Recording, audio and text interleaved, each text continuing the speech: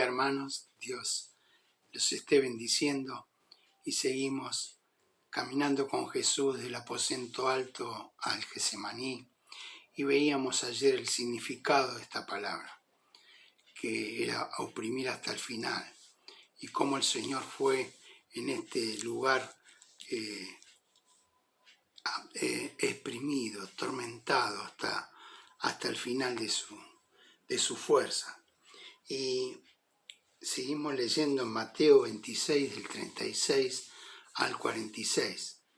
Y dice: entonces llegó Jesús con ellos a un lugar que se llama Getsemaní, y dijo a sus discípulos: sentaos aquí entre tanto que voy allí y oro. Y tomando a Pedro y a los hijos de Zebedeo, comenzó a entristecerse y angustiarse en gran manera. Entonces Jesús les dijo: mi alma está muy triste hasta la muerte. Quedaos aquí y velad conmigo. Y yendo un poco adelante, se postró sobre su rostro orando y diciendo: Padre mío, si es posible, pasa de mí esta copa, pero no se haga como yo quiero, sino como tú.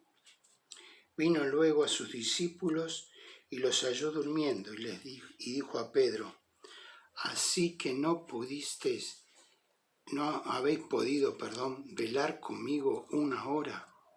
Velad y orad para que no entréis en tentación.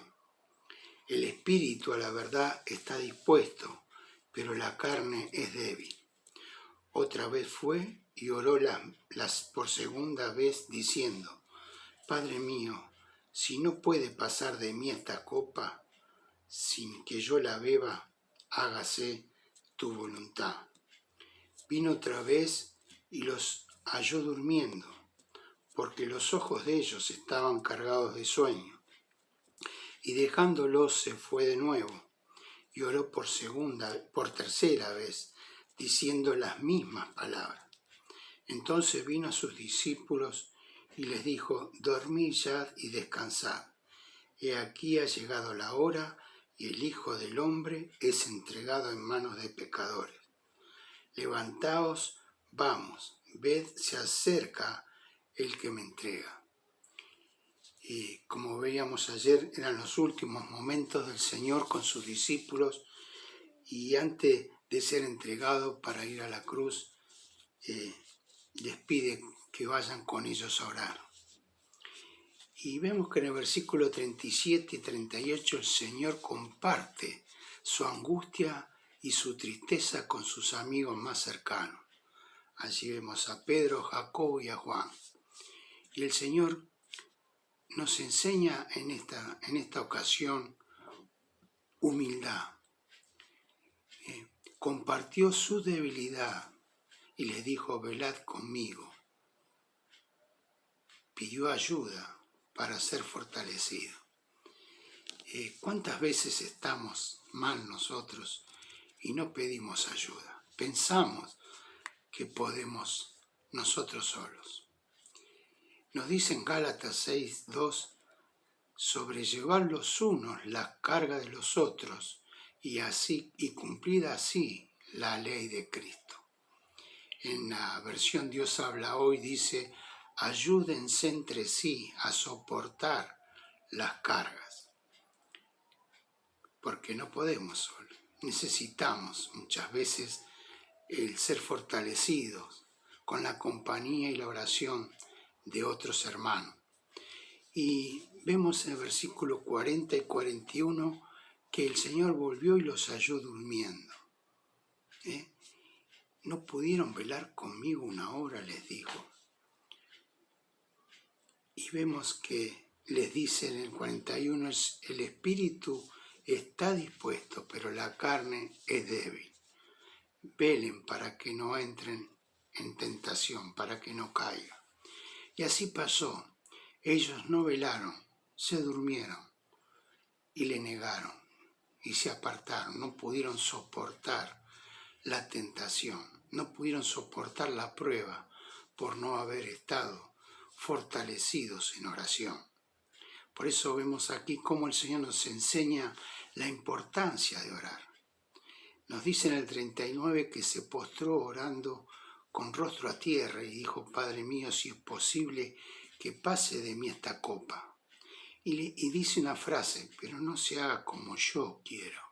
¿Cuántas veces vamos a la presencia de Dios y queremos que Dios haga lo que nosotros queremos y ponemos por delante nuestros propios deseos y no nos ponemos a la voluntad de Dios, no ponemos como prioridad la voluntad de Dios sobre nuestra vida? Y el Señor dijo: pero no se haga como yo quiero, sino como tú quieres. En el 42 nos dice que volvió a orar y volvió a decir: Padre mío, si no puede pasar de mí esta copa. El Señor comprendió que no podía pasar la copa, que no podía haber otra manera de ser salvo, que el Señor no podía utilizar otro camino para nuestra salvación.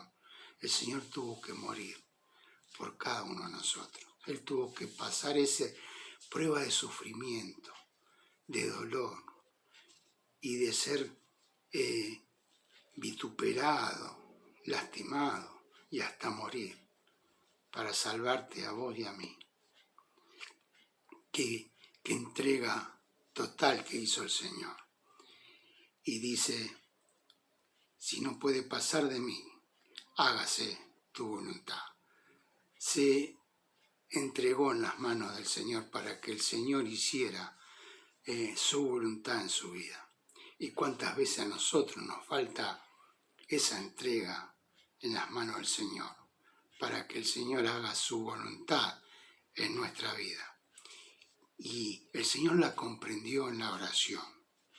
Y vimos que dice en el 44, oró las mismas palabras, pero ya su corazón fue fortalecido y ya había entendido cuál era la voluntad de Dios.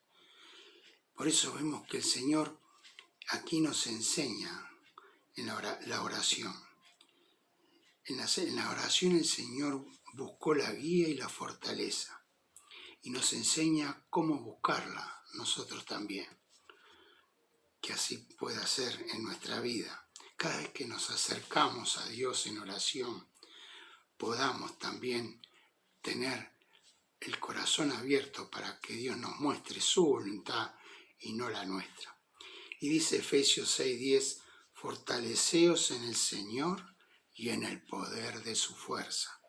Y en 6:18 de Efesios nos dice, orando en todo tiempo, velando con perseverancia.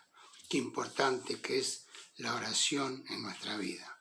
Qué importante es orar antes de actuar, antes de decidir, antes de hacer lo que nosotros queremos.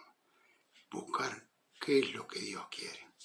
Que esto nos ayude en nuestra vida diaria. Que Dios les bendiga y nos vemos más adelante. Hasta la próxima.